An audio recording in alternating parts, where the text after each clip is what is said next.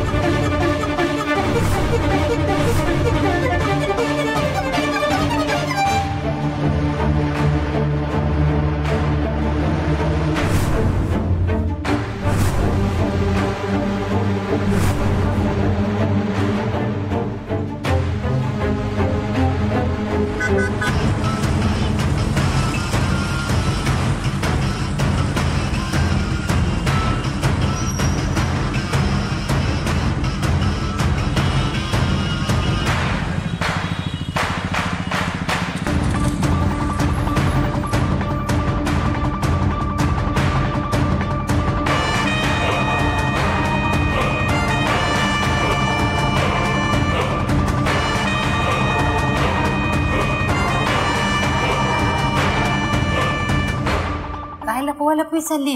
कुणाचा फोन आहे हा? मैत्री ताईसाहेब बऱ्या झाल्या आहेत. हे शोभा मॅडम ना फारसं आवडलेलं दिसत नाहीये. नक्कीच त्या फोन करून सगळ्यांना सांगणार आणि काहीतरी अडचण निर्माण करणार. निदान आजच्या दिवशी तरी हे व्हायला नकोय म्हणून मी त्यांचा फोन लपवून ठेवला. हे तू चांगलं काम करतेस बघ. त्या बघा नाव काढलं आपण. आणि रूपा, काय मॅडम? माझा फोन मी इथेच ठेवला होता, पाहिला का तुम्ही? नाही हो. नाही म्हणून नाही, तोंडाकडे काय बघताय? पटकन शोधायला लागा.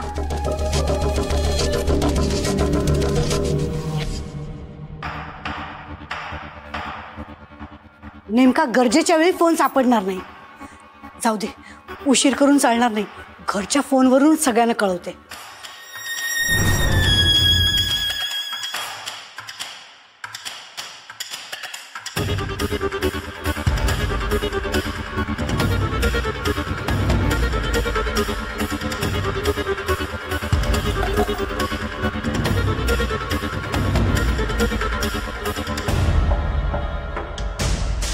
ह्याला पण आताच बिघडायचं होतं. मैत्री काय सुधारली आहे? घरातल्या सगळ्या वस्तू बिघडायला लागल्यात.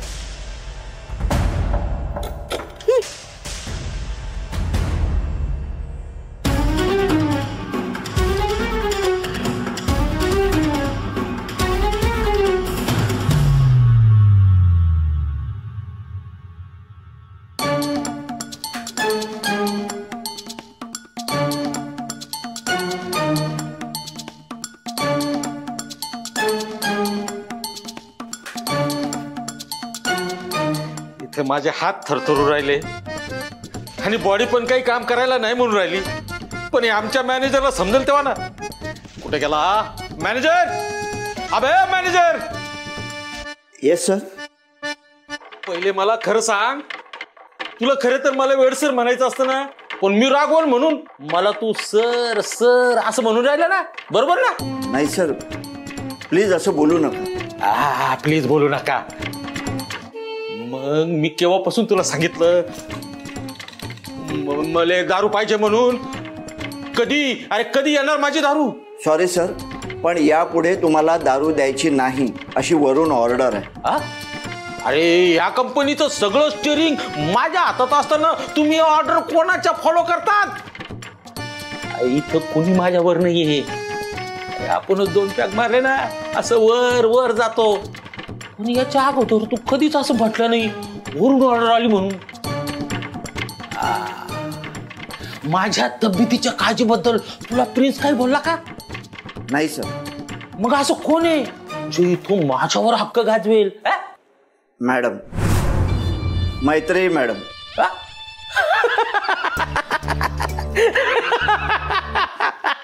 मला खात्री पटली, माझ्या वाटणीची आज तू पिऊन राहिलाय.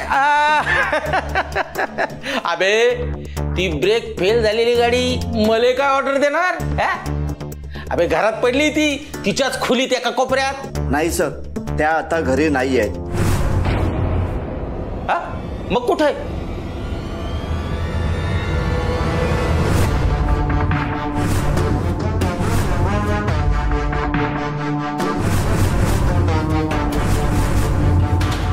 मॅनेजर, हे बघ माझं असं होतं, मग माझा पॅकचा टाइम हुकला ना की मला असं भास व्हायला लागतात. आणि मी ज्या लोकांची नावं घेतो ना ती लोक मला अशी समोर दिसायला लागतात. हे बघ मला आता इथं मैत्री दिसू राहिली. मामा, वेळीच भानावर या, नाहीतर तुम्हाला माझ्या पद्धतीने भानावर आणावं लागेल. मी काय म्हणतो मैत्री? अजिबात काही म्हणायचं नाही, माझ्या प्रश्नाचं उत्तर द्यायचं फक्त. तुम्ही स्वतःसाठी दारू आणायला सांगितली? कोणी? कधी? कोणाला? नाही नाही नाही, अजिबात नाही, अजिबात नाही. हा, ते देवाच्या दिवाबत्तीसाठी तेल आणायला सांगितल्याचं तेवढं आठवतं मला. बास झाली तुमची नाटकं. दारू सोडण्याबद्दल मी तुम्हाला अनेकदा सांगूनही तुम्ही माझं ऐकलं नाहीत. असो, तसे वय काय झालंय तुमचं? 60 पार केली, पण तू असं काहून विचारू राहिली? माणूस कितव्या वर्षी रिटायर होतो? 58-60 या वर्षाच्या दरम्यान. अरे, तुमचं तर रिटायरमेंटचं वय उलटून गेलंय. तुम्ही तर 60 पार केले. अजून किती वर्ष ही जागा अडवून बसणार आहात? चला उठा. एकदा सांगून कळत नाही का? बाजूला वा, उठा.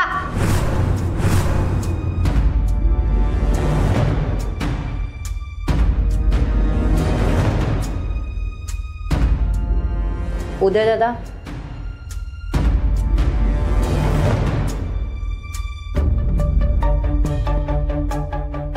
आदिशक्ती ट्रान्सपोर्टची सगळी जबाबदारी आता तुम्ही सांभाळणार आहात.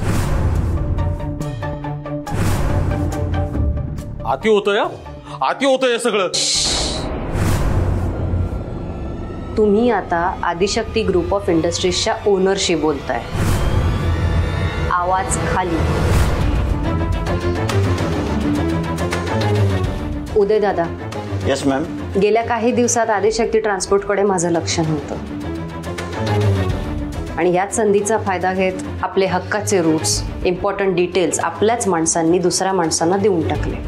असं समजा की सगळ्याच बाबतीत आदिशक्ती ट्रान्सपोर्टचा प्रवास हा खाचखळग्यातून सुरू आहे. तुम्हाला लवकरात लवकर पुन्हा हायवे गाठावा लागणार आहे. येस मॅम, मी माझ्या परीने चोख प्रयत्न करेन. मला खात्री आहे, बेजबाबदार माणसांना मी स्वतःच बाजूला करत असल्यामुळे तुमच्या प्रयत्नांना नक्की यश येईल. माझं काय? अच्छा, म्हणजे अजूनही तुम्हाला तुमच्या चुकांबद्दल काहीच वाटत नाहीये का? नाही, म्हणजे माझ्या चुकाबद्दल मला खूप वाईट वाटतं, पण आता तूच घे ना मला समजून. माझी चूक झाली असली ना तर या वयात मी दुसरं काहीही काम करू शकत नाही. प्लीज प्लीज माझ्यावर दया कर. तुला सांगू का, रनिंग मध्ये राहिलं नाही ना तर माझं हे इंजिन थंड पडून जाईल. मला इथं काम करू दे, मला पण हक्काच्या 4 पैशाची गरज असते. व एवढंच तुम्ही म्हणताय तर ठीक आहे, तुम्ही इथे काम करू शकता.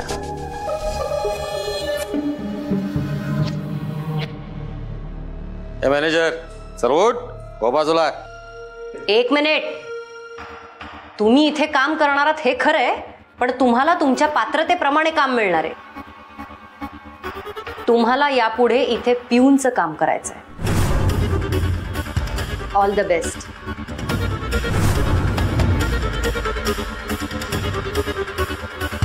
हक्काची नोकरी सोडणार नाही. आमच्या मागण्या पूर्ण झाल्याच पाहिजेत. आमची नोकरी, आमचा अधिकार. हक्काची नोकरी सोडणार नाही. आमच्या मागण्या पूर्ण झाल्याच पाहिजेत. आमची नोकरी, आमचा अधिकार. Stop it. As a personal secretary prince boss या नात्याने तुम्हाला मी वॉर्निंग करतोय. हा जो काय तुम्ही तमाशा मांडलाय ना तो लवकरात लवकर बंद करा, नाहीतर प्रिन्स बॉस आले ना तर तुमचं काय खरं नाही. काय करणार आहेत ते? नाही, समोरासमोर ते फार काही करत नाहीत आणि आपण एकदा का भेटलो ना तर आपण फार काही करायच्या लायकीचीच उरत नाही. आमच्यावर झालेल्या अन्यायाच्या विरोधात आम्ही इथे दाद मागायला आलो आहोत. आमची इथे फसवणूक झालेली आहे. अच्छा, आमच्यावर झालेल्या अन्यायाच्या विरोधात जोपर्यंत आम्हाला न्याय मिळत नाही तोपर्यंत आम्ही इथून जाणार नाही. अरे बापरे, एकूणच ठिय्या आंदोलनाचं लक्षण दिसतंय. आणि एवढंच नाही, आम्ही सगळे चक्री उपोषणाला बसणार आहोत. पण न्याय मिळाल्याशिवाय आम्ही हटणार नाही आहोत. हा, तुमच्यासारखाच मागच्या वेळी एक चक्री उपोषणाला बसला होता, बिचारा कुपोषणानं मेला. मी काय म्हणतो, एक काम करूया. शिवकुमार. Yes sir. यांना 5,000 रुपये देऊन टाका. त्याने काय होणार? त्याने काय होणार आहे? अरे तुमच्या घरात महिनाभराचं राशन येईल ना आणि तुमचं पोट भरेल. पोट भरलं तर तुम्ही बाहेर नोकरी शोधायला जाऊ शकता आणि नोकरी मिळाली का विषय संपला ना. हो, आम्हाला भीक नकोय. आम्हाला आमच्या हक्काची नोकरी हवी आहे आणि ती सुद्धा कायद्याच्या मार्गाने. मित्रा, सनदशीर विनदशीर असा काही मार्ग नसतोच. आपल्याला एक संधी मिळते आणि तीच संधी आपण साधायची असते. आता शिवकुमार बघ, राघवेंद्र साहेबांचा खास माणूस. राघवेंद्र साहेब गेले आणि ह्याचे दिवस फिरले. आपण तुमच्यासारखा आधी हक्काच्या आणि इमानदारीच्या गोष्टी करायचा आणि आता 4 पैसे मिळवण्यासाठी माझ्या मागे फिरत असतो. त्याचं सोड, माझंच बघ ना. मी पण आधी खूप इमानदारी करत बसायचो आणि उपाशी राहिलो ना तेव्हा मला अक्कल आली आणि मग प्रिन्स बॉसकडे कामाला लागलो. माझ्याकडे ना शिक्षण होतं ना कामाचा अनुभव होता, पण मी तशी संधी हेरली. आता मला कशाचीच कमी नाही. हे सगळं तुम्ही मला का सांगताय? ऍज अ कार्यकर्ता म्हणून तू एकटा समजून घेऊ शकतोस असं मला वाटतंय. हे असं बोलून तुम्ही आमच्यात फूट पाडण्याचा प्रयत्न करताय. फोडण्याचा प्रयत्न? अरे मी तुझ्या एकट्याच्या भल्याचा विचार करतोय. आणि तसंही मला पण एका पर्सनल असिस्टंटची गरज आहे आणि तुला एका संधीची. बघ, विचार करून बघ. तुमचा पर्सनल असिस्टंट होण्यापेक्षा मी मरणं पसंत करेन. हरकत नाही. अशाच घोषणा देत राहिलात ना तर प्रिन्स बॉस ही सुद्धा इच्छा तुमची पूर्ण करतील. हा,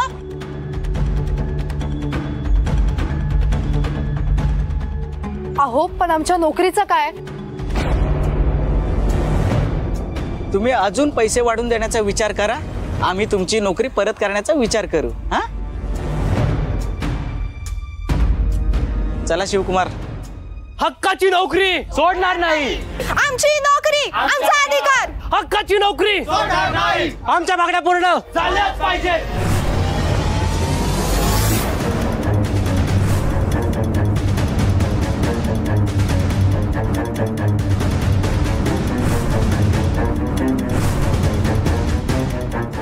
हक्काची नोकरी सोडणार नाही. आमच्या मागण्या पूर्ण झाल्याच पाहिजेत. आमची नोकरी, आमचा अधिकार. हक्काची नोकरी. मॅडम आले.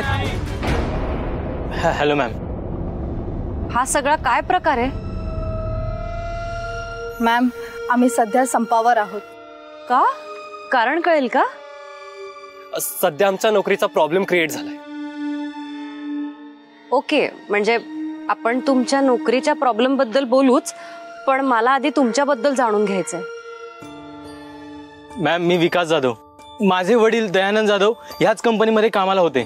Dayanand Jadhav, goods department. हो मॅम. जाधव काकांना मी खूप चांगलं ओळखते. म्हणजे ते माझ्या बाबांचे पण चांगले मित्र होते. या कंपनीसाठी खूप काही करताना आम्ही स्वतःच्या डोळ्यांनी पाहिलंय. कसे जाधव काका? 2 वर्षांपूर्वीच ते वारले. ओ आय एम सॉरी. ते जाताच घराची सगळी जबाबदारी माझ्यावर आली होती आणि लकीली मला या कंपनीमध्ये नोकरीही मिळाली होती.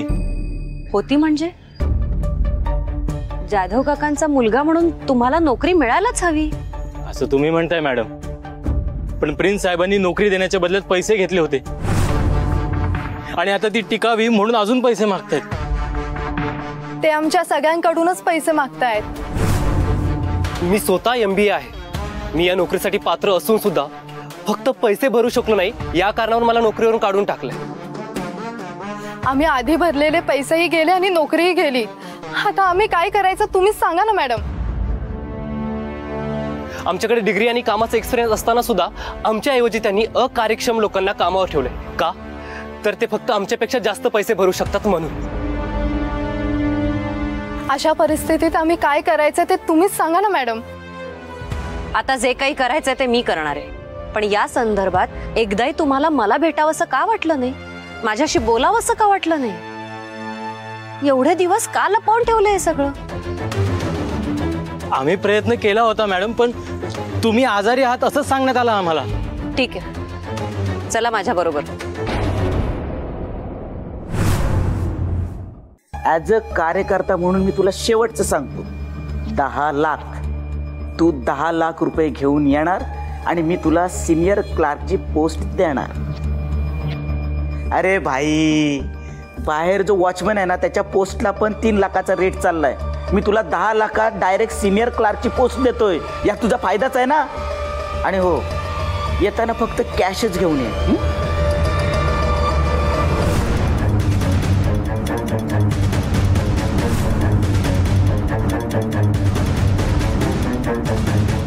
हां, आणि तुझ्या ओळखीत नात्या गोत्यात कोणी असेल ना तर त्यांना पण सांग. आपण कसं ग्रुपमध्ये पण कन्सेशन देतो. हां, मी ॲज अ कार्यकर्ता म्हणून प्रिन्स बॉसकडे तुमचा शब्द टाकणार आहे. मैत्री मॅडम. अरे नाही नाही नाही नाही नाही, अरे या कंपनीचे मालक आणि होल अँड सोल फक्त प्रिन्स बॉस आहेत. हा,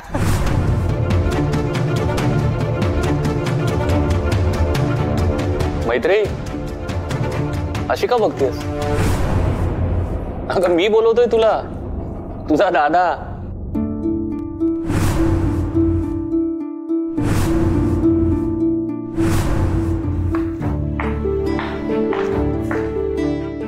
दादा, आज आपण जरा लवकरच आलोय नाही? त्यामागे एक कारण आहे. काय? कळेल लवकरच. तुला एवढी काय घाई आहे? दादा, तू इथे का बसलायस? आपल्या ऑफिस मधली ही माझी सगळ्यात आवडती जागा आहे. एवढं काय खास आहे या जागेत? आपल्या बाबांच्या आणि कंपनीतल्या माझ्या सुरुवातीच्या दिवसांच्या आठवणी आहेत.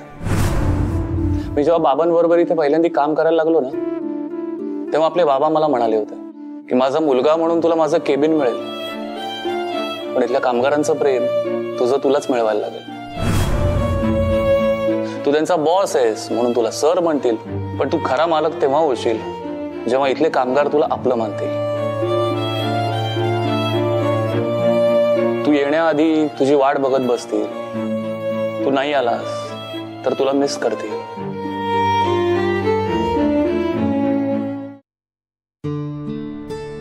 नमस्कार साहेब.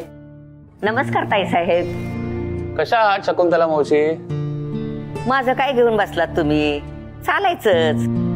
आला दिवस आपला समजायचा आणि ढकलायचा पुढं. असं काय म्हणताय मावशी? ते सगळं जाऊ द्या. आधी मला सांगा, 2 दिवस तुम्ही कुठं होता? तुम्ही 2 दिवस आला नाहीत म्हणून माझ्या जीवाला घोर लागून राहिला होता. तुमच्या ताईसाहेब बाहेर देशी चाललेत ना शिकायला. म्हणजे फॉरेन का काय म्हणतात तेच ना? अगदी बरोबर. ती परदेशात चालली शिकायला, त्यामुळे तिच्या ऍडमिशन पासून अगदी जायच्या सगळ्या खरेदीपर्यंत सगळं मलाच बघावं लागलं ना, म्हणून 2 दिवस यायला नाही जमला. शिवाय ती आता परदेशात जाणार म्हटल्यावरती तिलाही थोडा वेळ द्यायला पाहिजे ना, म्हणून 2 दिवस नाही जमला यायला ऑफिसला. तुम्ही आला नाहीत म्हणून मला तुमच्यासाठी तुमच्या आवडीचं आणलेलं परत घरी घेऊन जावं लागत होतं. बरं झालं तुम्ही आलात. आज मी तुमच्यासाठी शेवयाची खीर बनवून आणली, अगदी तुम्हाला हवी तशी.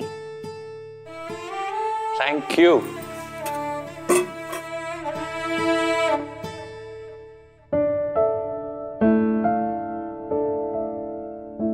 अप्रतिम.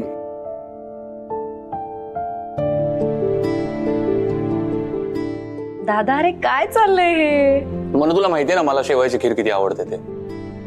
अरे पण म्हणून इथेच बसून करणार आहेस का? सगळा स्टाफ आता यायला लागेल. So what? कसं वाटतंय ते? म्हणून इतरांना काय वाटतं त्यापेक्षा मला काय वाटतं तुला सांगू. नंबर 1, कुणी आपल्यासाठी प्रेमाने काही बनवून आणलं असेल ना तर तो पदार्थ त्याच्या समोर खाण्यात खरा आनंद आहे. आणि नंबर 2, जिथून तुमची सुरुवात होते तिथे तुम्ही जेव्हा परत परत येता तेव्हा तुमचे पाय जमिनीवर असण्याची लक्षणं येतात. त्यानंतर तुम्ही कितीही मोठे झालात तरी तुम्हाला पडायची भीती नसते.